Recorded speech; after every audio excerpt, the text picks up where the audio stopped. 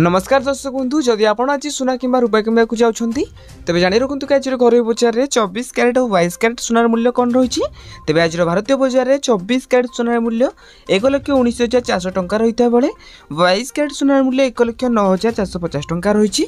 ठीक से राजधानी भुवनेश्वर में 24 क्यारेट सुनार मूल्य 10 ग्राम पिछा 1,19,400 टंका रही बेले 22 क्यारेट सुनार मूल्य 1,09,450 टंका रही। ठीक से मुंबई में 24 क्यारेट सुनार मूल्य 1,19,400 टंका रही बेले 22 क्यारेट सुनार मूल्य 1,09,450 टंका रही।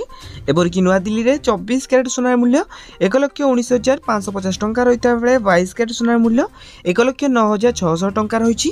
तेज दक्षिण भारत प्रमुख सहर चेन्नई में 24 क्यारेट सुनार मूल्य 1,19,460 टंका रही बेले 22 क्यारेट सुनार मूल्य 1,09,500 टंका रही।